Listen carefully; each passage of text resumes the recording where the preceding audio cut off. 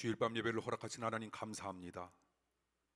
무엇을 위해 살아야 할 것인가를 끊임없이 생각하게 하시고, 또한 우리가 무엇을 위해 살아왔는가도 생각하게 하시며, 앞으로 우리는 하나님의 은혜로 살아가야 할 것임을 깨닫게 하사 주님께 날마다 영광만 돌리는 하나님의 귀한 사랑하는 자녀들로 주님 삼아 주시옵소서. 이 시간 말씀을 듣는 가운데 우리의 심령 가운데 은혜가 나타나고 임하길 원합니다. 주님의 권능의 역사가 주님의 사랑하는 손길을 통하여 우리의 심령 가운데 전달되길 원합니다.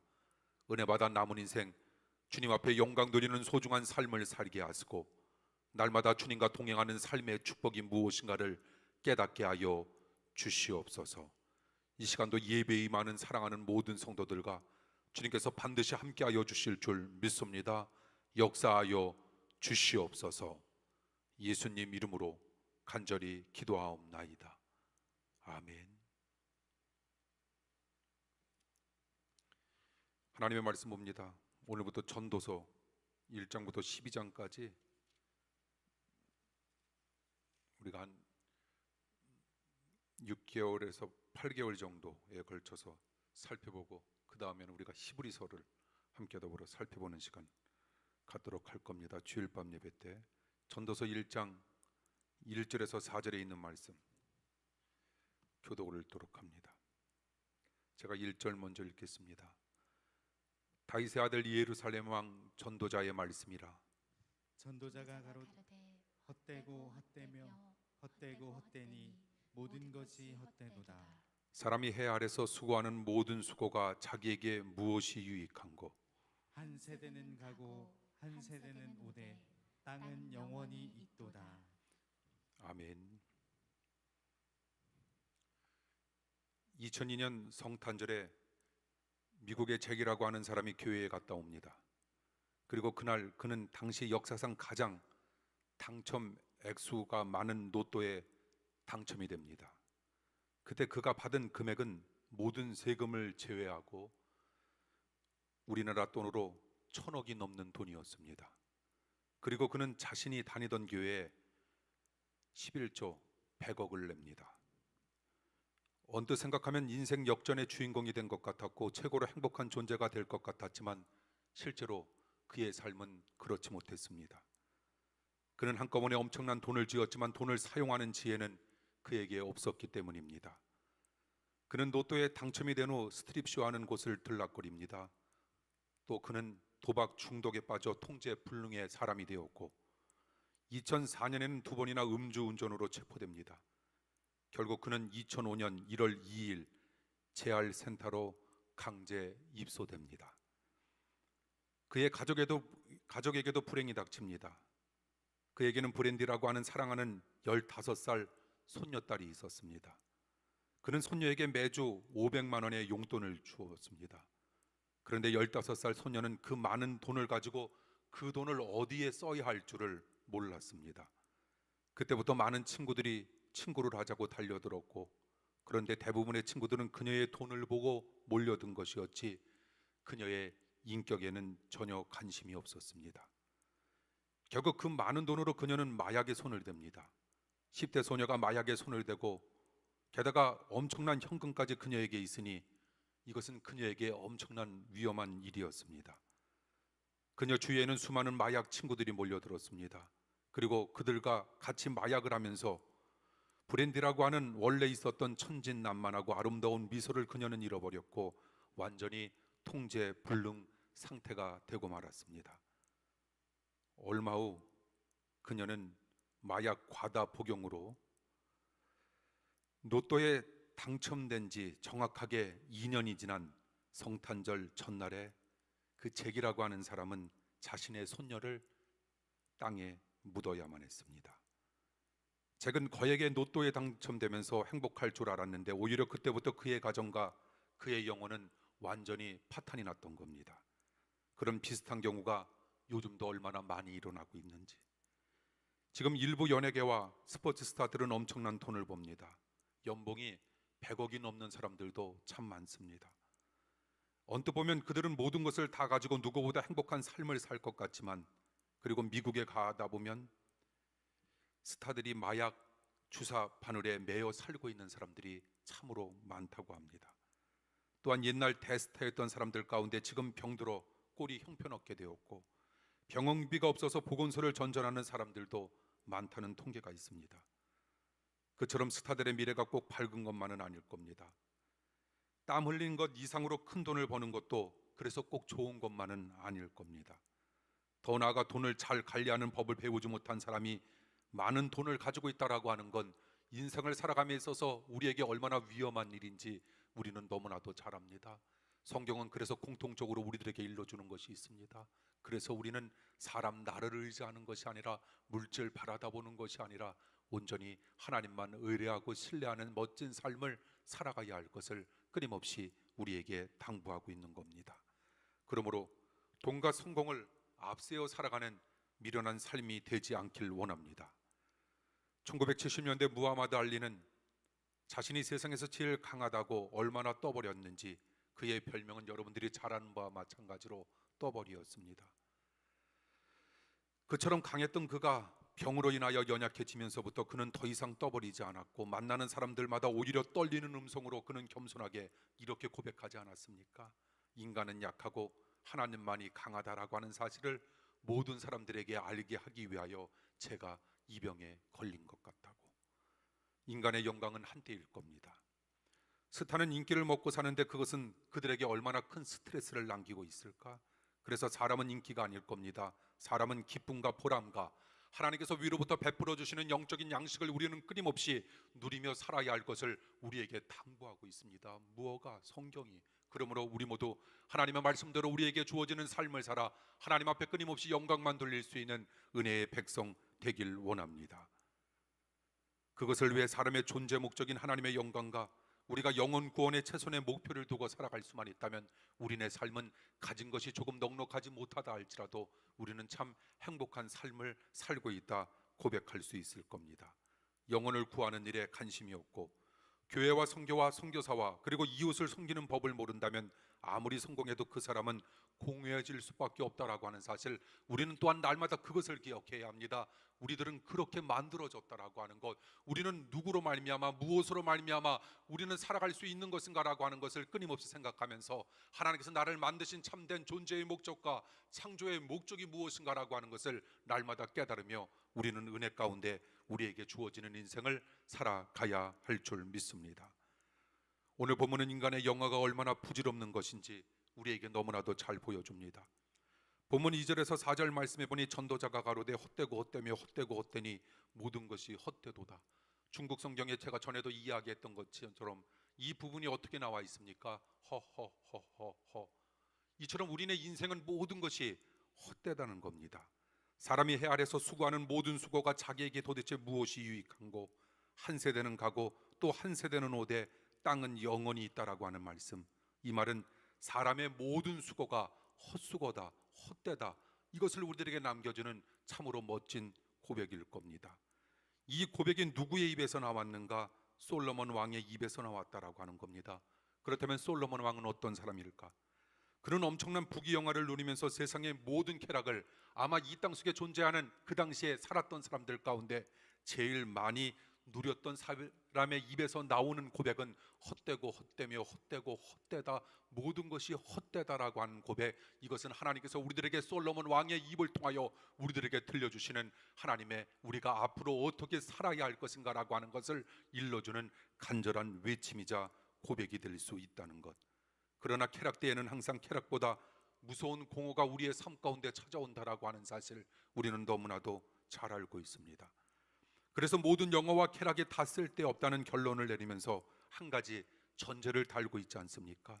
그것은 해 아래서 사는 삶이 쓸데없다라고 하는 것, 결국 우리는 해 아래서 살아가는 모든 것들은 다 쓸데가 없고 다만 하나님 안에서, 하나님 아래서 주님과 동행하는 삶이야말로 우리에게 진정한 행복을 던져줄 수 있다라고 하는 주님의 역설적인 해석의 방법을 우리는 마음속에 담으면서 우리는 날마다 주님 안에 거하기를 원하며 주님 안에서 주님께서 우리들에게 들려주시고자 하는 참된 동행의 축복만이 주시고자 하는 그 간절한 고백과 외침만이 우리가 이 땅을 살아감에 있어서 우리 자신들에게 가장 필요하고 아름다운 일이 될 수 있으며, 그것이야말로 진정한 열매를 맺어 많은 사람들과 하나님의 깊은 사랑을 나누며 살아갈 수 있는 참된 행복의 비결임을 우리에게 시사해 주고 있다라고 하는 겁니다. 사랑하는 성도 여러분, 여러분들께서 지금까지도 주님과 동행하며 여러분들에게 주어지는 인생을 꾸려왔듯 앞으로도 남은 인생, 비록 힘들고 어려운 인생이 끊임없이 우리에게 다가온다 할지라도 우리 역시 주님과 동행하며 살아가길 원합니다. 그때 주님께서 그렇다면 그런 여러분들에게 어떤 행복을 심어주실 것인가? 몇 가지 행복을 우리에게 일러줍니다. 첫째로, 우리가 주님 안에서 주님과 동행하며 우리에게 주어지는 인생을 살 수만 있다면 우리에게 어떤 행복이 다가올까? 첫째, 우리가 살아가는 우리네 인생길이 절대로 외롭지 않다는 겁니다. 가끔 아파트 앞을 지나가다 보면 버려진 가구들을 보지 않습니까?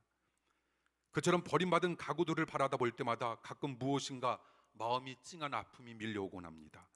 사람이 살면서 이 세상에서 당하는 제일 슬픈 일은 도대체 무엇일까? 언제는 좋다고 하면서 이용하다가 이용 가치가 떨어지면 버려지는 것, 이것이 또한 우리네 인생은 아닐까? 살다 보면 그런 일을 우리는 많이 당하면서 또한 많이 지켜보면서 우리는 지금까지 살아왔는데, 그래서 우리는 사람을 지나치게 의지하지 말자라고 하는 겁니다. 사람을 지나치게 의지한다라고 하는 건 나 스스로가 고독을 자초하는 길밖에 될 수 없다라고 하는 것. 사랑하는 성도 여러분, 혼자 살아가는 인생, 사람을 의지하고 사람을 바라다 보면 물질로 인하여 우리네 인생이 병드는 그 순간, 우리네 인생은 아무리 넉넉함을 추구한다 할지라도 우리네 인생길은 외로워질 수밖에 없다라고 하는 것.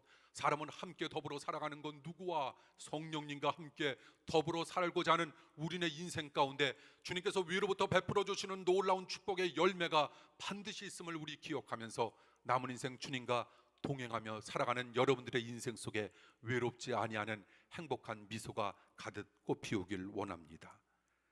그래서 우리가 살아감에 있어서 진짜 우리들에게 소중하고 중요한 것이 무엇인가라고 하는 것을 늘상 기억해야 할 겁니다. 그런 냉정한 현실 속에서도 항상 힘이 되어주는 사람들이 있습니다. 남들이 다 나를 떠날 때 오히려 나에게 찾아오는 사람이 있습니다. 그들은 겸손하고 따뜻하고 비계산적으로 살아가며 작은 것에 만족하고 항상 주어지는 현실 속에서 최선을 다해 섬기고 그리고 헌신하는 아주 멋진 주님의 13번째 제자들의 사람들의 모습인데, 그런 동반자가 우리가 인생을 살아감에 있어서 한두 명이라도 나에게 있다면 그 인생은 얼마나 성공한 인생일까? 얼마나 큰 힘이 되는 인생일까? 교회에서도 그런 사람들을 바라다 본다면 우리에게 얼마나 큰 힘이 될까? 요새 경제가 어려워지면서 다시 실직자들이 더 많이 늘고 있는데, 이럴 때 땀을 흘릴 수 있는 일터가 있다라고 하는 것, 그것 또한 하나님께서 우리들에게 주신 큰 축복임을 우리는 어려움을 맞이하는 그 가운데에서 때론 느끼곤 합니다. 가끔 일하면서 힘들고 자존심 상하는 상황을 겪을 때도 있지만, 그처럼 힘들고 자존심 상하게 하는 일터가 있다라고 하는 사실도 어떻게 다른 측면 속에서 바라다 본다면 우리에게 얼마나 큰 축복인지 모릅니다. 어느 날 실직한 한 가장이 아내 앞에서 이렇게 푸념합니다. 여보, 살기 힘든데 이럴 때 백지수표 한 장이라도 있으면 얼마나 좋을까?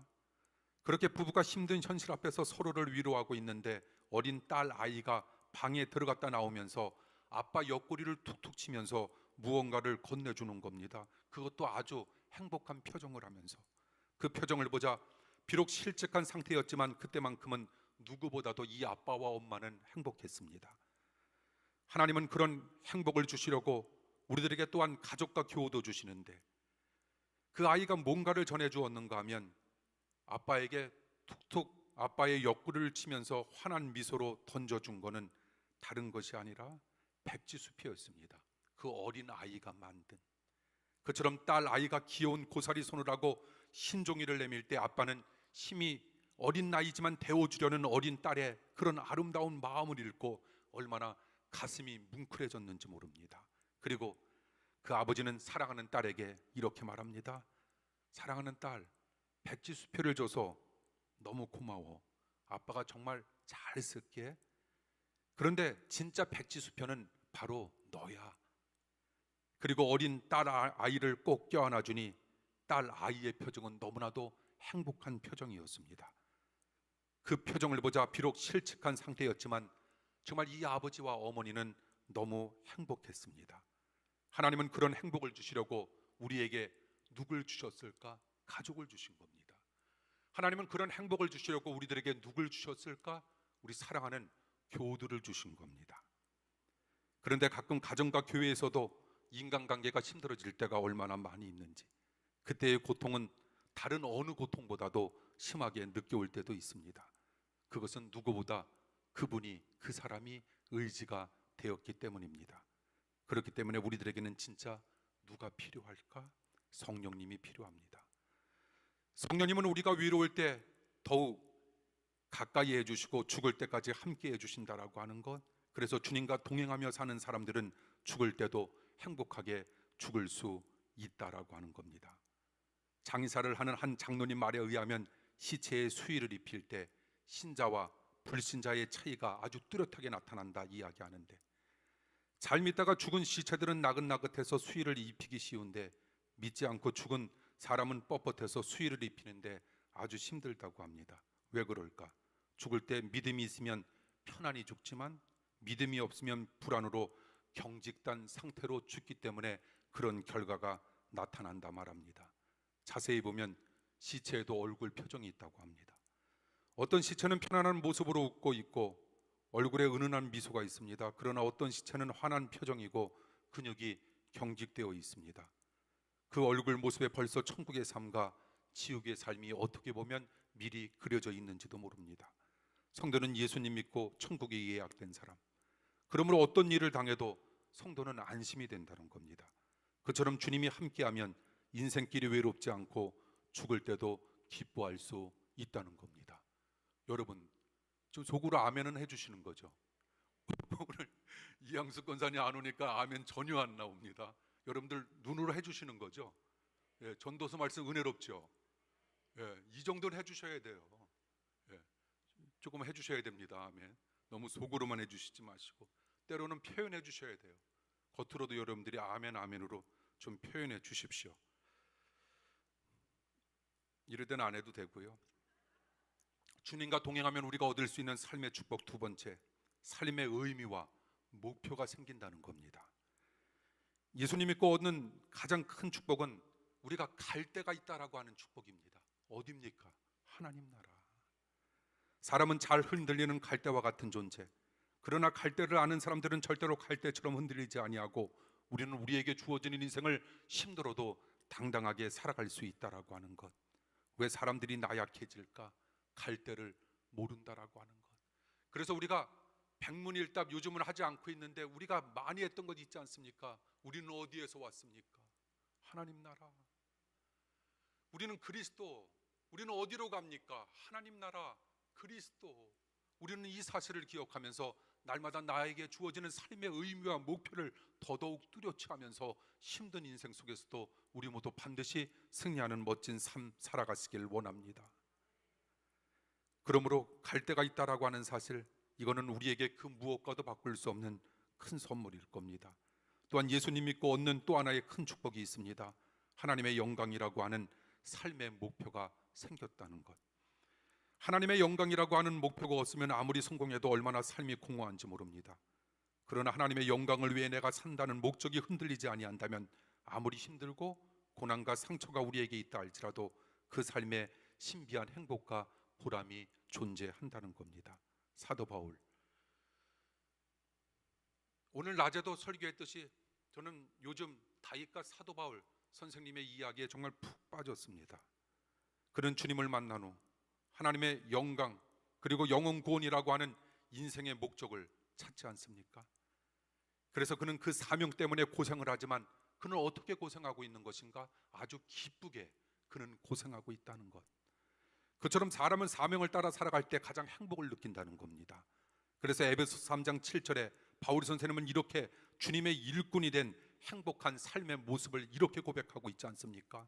이 복음을 위하여 그의 능력이 역사하시는 대로 내게 주신 하나님의 은혜의 선물을 따라 내가 하나님의 일꾼이 되었다고.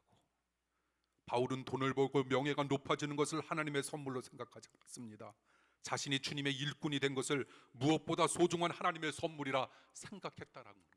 때로는 사람이 인정하지 아니하고 사람의 인정을 받지 못한다 할지라도 나를 인정하시는 분, 나를 기쁘게 봐주시는 분, 그분 하나님 한 분이면 나는 족하다라고 하는 그의 믿음과 그의 사명과 그의 열정과 그가 하나님을 추구하고자 하는 아름다운 마음과 그리고 하나님에 대한 뚜렷한 임재가 바울을 바울되게 만들 수 있었다라고 하는 것. 바울에게 임했던 고난과 환경은 우리들이 지금까지 당했던 고난보다 아마 훨씬 더 클 겁니다. 그럼에도 불구하고 그 속에서 끊임없이 기쁨을 외쳐대고 항상 하나님 앞에 기도해야 할 것을 우리에게 끊임없이 일러주는 사도 바울의 멋진 고백은 우리로 하여금 남은 인생 도대체 누구를 향해, 무엇을 향해, 어떻게 살아가는 것이 마지막 날 하나님 앞에 섰을 때 뚜렷한 인정을 받을 수 있는 멋진 모습인가를 우리에게 일러주고 있는 겁니다. 하나님 우리를 날마다 지켜보시고 있다라고 하는 사실을 우리 모두 기억하면서 남은 인생 주님께만 철저히 영광 돌리는 멋진 삶이 되길 원합니다. 그처럼 주님의 일꾼이 되었다라고 하는 것, 그것을 하나님의 은혜의 선물로 여겼다라고 하는 것, 그리고 그 은혜의 선물을 혼자 간직하는 것으로 끝난 것이 아니라 많은 사람들에게 나눠주고자 하는 넉넉하고도 풍성한 은혜의 마음을 갖춘 사도 바울은 정말 얼마나 행복한 사람일까. 사람이라고 하는 건 강건하면 80, 더 나아가서 요즘 의학이 발달됐기 때문에 만약 120의 삶을 산다 할지라도 결국 하나님 앞에 섰을 때 누가 가장 행복한 사람일까? 우리 모두 그들이 우리들에게 보여주었던 모델적인 아름다운 신앙의 모습을 우리도 본받아 우리도 그 길을 걸어가길 원합니다. 주님께서 그런 나눔과 헌신의 삶을 살고자 몸부림치는 우리의 삶 속에 뚜렷한 행복을 끊임없이 심어 주실 줄 믿습니다.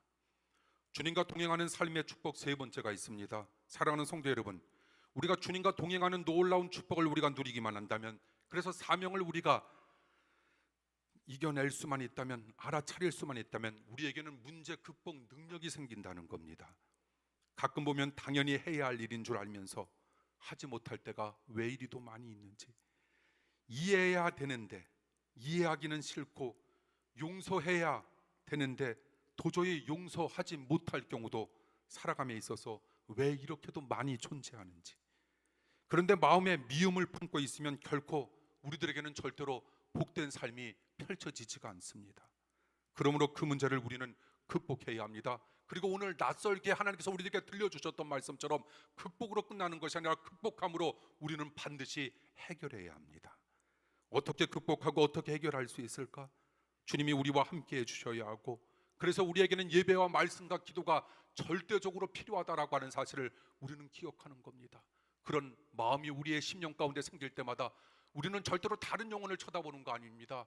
우리는 하나님 앞에 나 자신의 부족함을 인정하면서 하나님 나를 더더욱 만져달라고 하나님께 도움을 요청할 수 있는 믿음의 백성들이 반드시 되어야 한다는 겁니다. 이처럼 주님께서 우리와 함께 해주시기만 하면 미움과 분노 우리는 반드시 이겨낼 수 있을 겁니다. 가장 듣기 좋은 설교는 성공하라, 할 수 있다, 희망은 있다, 이런 설교. 반면 가장 듣기 힘든 설교, 겸손하라, 원수를 사랑하라, 이런 설교. 그처럼 듣기 힘든 설교를 우리가 잘 듣고 소화할 수만 있다면 그때 우리들에게는 용서의 능력이 생길 겁니다.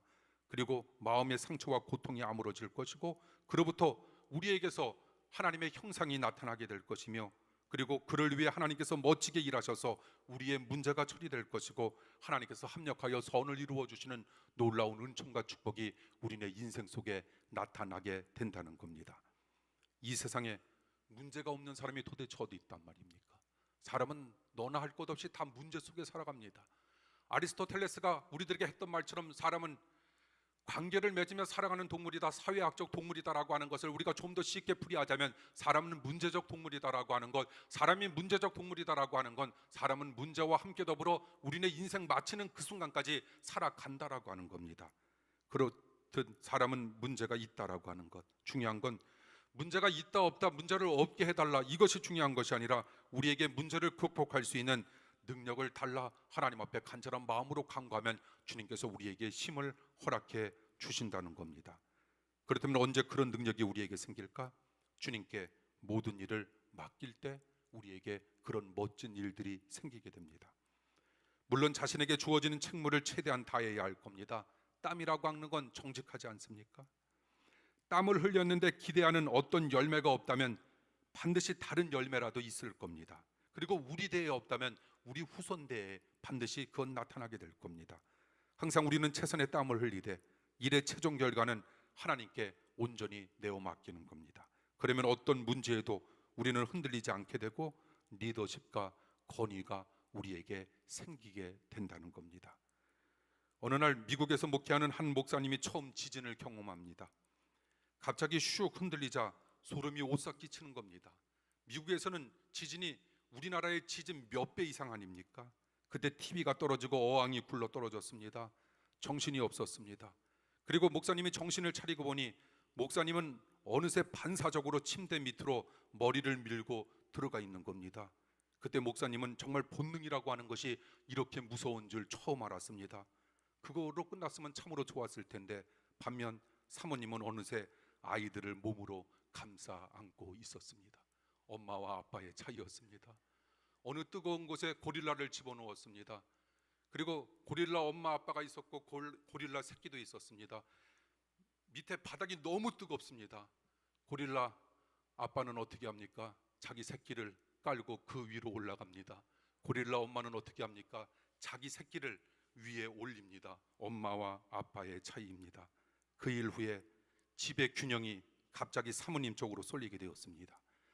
이처럼 위기 때의 자세가 중요한데 지진의 위기 때 엄마와 아빠의 모습이 대비되면서 지진이 난 후에 가정의 리더십이 지각 변동이 있게 되었고 목사님은 사모님을 더욱 존중하게 되었습니다. 사랑하는 성도 여러분, 믿음이란 도대체 무엇일까요? 위기 때, 어려움이 있을 때 넉넉한 마음으로 그 위기를 극복하는 힘을 가리켜 우리는 믿음, 하나님 앞에 모든 것을 온전히 내어 맡길 수 있는 믿음, 비록 내 마음에 원하지 아니하고 원치 아니할지라도 하나님께서 모든 것을 주관하신다 생각하면서 모든 것을 맡길 수 있는 넉넉한 마음, 이처럼 주님과 동행하며 살면 그런 넉넉한 믿음을 우리는 얻으며 살 수 있다는 겁니다. 오늘 말씀이 이렇게 길지? 네 번째, 사람다운 겸손한 사람이 될 수 있습니다. 대개 사람들은 자기가 제일인 줄 압니다. 자기가 하나님. 겸손하려고 노력하는 사람에게는 강한 자기 자부심이 있을 때가 참 많은데, 물론 적절한 프라이드, 자부심 이거 필요합니다. 살아감에 있어서. 그처럼 자신에 대한 자부심은 가지되 우리는 항상 겸손하기를 힘써야 할 겁니다. 언제 사람이 진정으로 겸손해질까? 주님과 날마다 동행할 때 우리는 정말 겸손해집니다. 그처럼 겸손하게 되어야 진정한 행복도 우리에게 찾아온다는 겁니다. 또한 겸손한 사람은 범사에 감사합니다. 가끔 사는 것이 힘들다고 우리는 토로하지만 정말 힘들게 사는 사람들을 생각하면서 우리는 때로는 그런 말들도 절제해야 할 겁니다. 물론 나름대로 힘든 이유는 다 있겠지만 그래도 지금 건강하게 살아있다는 이 사실 한 가지만으로도 우리는 하나님의 크신 은혜 앞에 더욱 나는 은총을 입은 존재였음을 깨닫고 감사하는 삶을 회복해야 할 겁니다. 그처럼 평범한 삶에서도 감사할 줄 아는 겸손한 사람에게 하나님은 더욱 큰 감사거리를 끊임없이 허락해 주실 것을 약속하고 있다는 겁니다. 사랑하는 성도 여러분, 이제 항상 주님과 동행하며 살아갈 때 우리들에게 나타나는 결론적인 말씀을 사랑하는 성도님들과 한 3분에 걸쳐서 이제 마지막으로 나누고자 합니다. 행복의 제일 조건, 주님과 동행하며 살아가는 것. 문제는 주님과 동행하며 산다라고 하는 것이 그런데 너무나도 쉽지 않다는 것. 진리의 길은 포장도로가 아니라 진리의 길은 비포장도로. 그래서 때로는 악인의 길이 성공으로 가는 지름길처럼 보일 때도 얼마나 많이 있는지, 그럼에도 불구하고 우리는 악인의 형통을 절대로 부러워해서는 안 된다는 것. 높은 자리가 반드시 좋은 것만은 아닐 겁니다. 산 정상으로 올라갈수록 쉴 수 있는 공간이 줄어들듯 높은 자리는 그만큼 우리의 인생 속에 힘든 자리. 나는 하나님 앞에 끊임없이 높은 자리를 구했음에도 불구하고 하나님께서 나에게 높은 자리를 주시지 아니한 뚜렷한 이유는 나를 생각해서 하나님께서 그렇게 하셨다라고 하는 넓은 마음과 그리고 듣는 마음으로 이해할 수 있는 우리의 이해력도 사랑력도 믿음력도 점점 커져야 한다는 것. 미국의 초대 대통령 조지 워싱턴, 백악관을 떠나면서 그는 이런 말을 남깁니다. 다시 대통령직에 있으라면 나는 차라리 무덤에서 편히 쉬고 싶다. 3대 대통령 제퍼슨, 백악관을 떠나면서 그는 이렇게 말합니다. 내가 권력의 사슬을 벗어던질 때 느꼈던 해방감은 재수가 감옥에서 나올 때 해방감 이상이었다. 행복은 물질과 자리에 있지 않다는 겁니다. 물질을 쓸 줄 모르면 물질이 많은 것이 오히려 독이 되고, 헌신할 줄 모르면 높은 자리에 오르는 것이 오히려 독이 됩니다. 이제 자신을 통해 하나님의 목적을 이루고 교회를 섬기며 보다 많은 영혼을 구하고 보다 많은 이웃을 돕겠다는 철저한 자세를 가지고 우리는 물질과 자리를 추구해야 합니다. 그것이 주님과 동행하는 삶의 실체이고, 그때 진정한 만족과 행복을 우리는 체험하면서 우리에게 주어진 남은 인생을 우리는 살 수 있다는 겁니다. 사랑하는 성도 여러분, 무엇이 진짜 성공일까요? 살면서 자존심 상하는 일을 당할 수도 있고, 실패할 수도 있고, 어렵게 될 수도 있고, 까닭 없이 우리는 낙심될 때도 얼마나 많은지 모릅니다. 정말 사람 묘합니다. 많지 않은 짧은 인생, 비록 이제 60에 가까운 그런 삶을 살면서 느끼는 것, 정말 우리들 묘하구나. 하나님의 뚜렷한 사랑과 하나님의 은혜를 우리가 만약 체험하지 못하면서 살아간다면 정말 인간처럼 묘하게 변하는 사람도 없겠다라고 하는 그런 생각. 그래, 그러면서 말씀을 접하고 기도하고 예배를 준비하면서, 그리고 기도하면서 설교를 준비하면서 느끼는 결론적인 말씀은 단 하나: 주님 신뢰하면서 남은 인생 전적으로 주님과 동행해야지. 그렇게 하면서 남은 15년의 목회 잘 맞추어야지. 그래서 훗날 주님 앞에 잘했다 칭찬받을 수 있는 목회자 되어야지. 그리고 부족하지만 느꼈던 그 사랑하는 성도님들과 나누면서 멋지게 신앙생활하고, 또한 은퇴 이후의 삶도 또한 멋지게 펼쳐주실 하나님을 끊임없이 찬양하면서 살아야지. 그것이 요즘 저에게 주어진 또 하나의 기도 제목입니다. 그래서 그런지 은퇴 이후의 삶도 얼마나 또 저 자신에게는 기대가 되는지 모릅니다. 우리가 남은 인생 도대체 얼마 이르는지 사람이기 때문에 알 수는 없지만, 우리가 어느 곳에서 어느 때까지 사느냐, 우리가 그 사는 기간 동안 날마다 주님과 동행하면서 멋지게 하나님께서 부르시는 그날까지 주님께 영광 돌리면서 주님 위한 삶을 멋있게 살아가길 원합니다. 그러나 그런 어려움 속에서도 우리는 변함없이 하나님만 섬기고 서로 사랑하면서 살아야 할 겁니다. 그러면 행복은 결코 우리를 빗나가지 않을 겁니다. 시간은 또한 그런 사람의 편이 되어 곧 복된 일이 우리에게 다가오고 자녀들까지도 대대로 축복받는 가문이 반드시 될 겁니다. 항상 주님과 동행하며 살아가는 복된 심령들, 그 주인공들이 반드시 되시길 간절히 축원합니다. 기도하겠습니다. 주님과 동행하는 삶의 축복이 우리에게 무엇인가를 이뤄주신 하나님 감사합니다. 날마다 우리에게 들려주시고자 하는 하나님의 귀한 말씀을 마음에 담아 주님께 영광만 드리는 삶을 살게 하시고, 주님께서 우리들에게 바라시고 원하시는 바가 무엇인가라고 하는 것을 깨달아 주님 중심적인 삶으로 영광 돌리는 인생이 되게 하여 주시옵소서.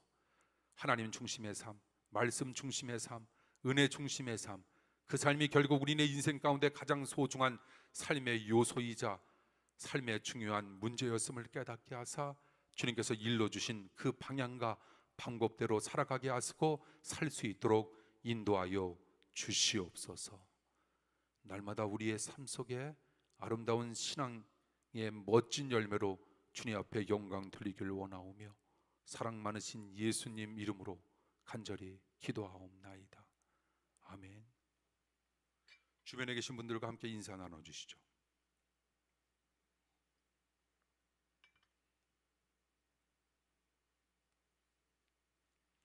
오늘 예배에 참여해 주신 우리 사랑하는 성도 여러분, 반갑고요, 감사하고, 그리고 여러분들을 환영하고 사랑하고 끊임없이 기도하겠습니다. 이 시간 비대면 예배로 임하신 우리 사랑하는 성도 여러분, 가정에서 주님 앞에 더더욱 영광 드리는 삶을 살아가기를 원하고, 오늘 한 성도의 고백을 들었는데, 그동안 집에서 예배 드릴 때 때로는 아침밥을 먹으면서 예배를 드렸는데 다시는 그렇지 않겠다라고 하는 그런 간증 고백을 듣게 되었습니다.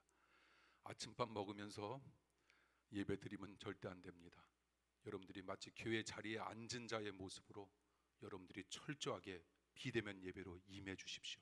주님께서 역사하실 겁니다. 그리고 예배 때 우리는 반드시 은혜를 체험하고 경험해야 합니다.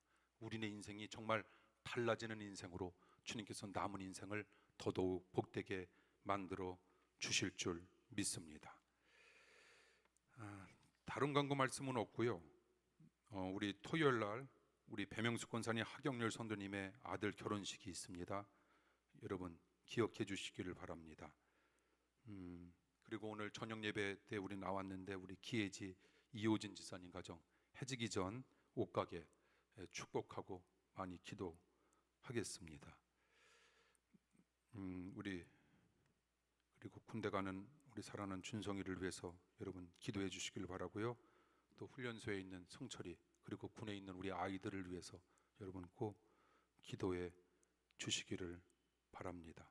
그리고 입원해 계시고 질병으로 어려움을 겪고 있는 우리 사랑하는 성도님들을 위해서 여러분 꼭 기도해 주시고, 기도하실 때마다 특별히 여러 기업 가운데 쌍용 자동차 위해서 여러분 기도해 주셔서 좋은 열매 나타나길 원합니다. 의료진들을 위해서 기도해 주시길 바라고요. 홈페이지 여러분 잘 활용해 주셨으면 감사하겠고요. 돌아오는 수요일 밤 예배부터 7시 반, 주일에 다음 주에 11시 낮 예배, 그리고 주일 밤 예배 7시 30분에 사랑하는 성도님들과 함께 더불어 만나 뵙길 원합니다. 또한 교회에 참석하지 못하시는 분들은 비대면 예배로 주님 앞에 영광 돌려주시면 감사하겠습니다. 축복 기도합니다.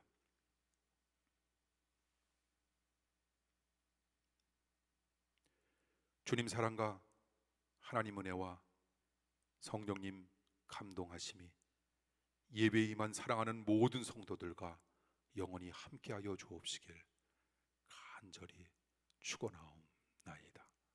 아멘.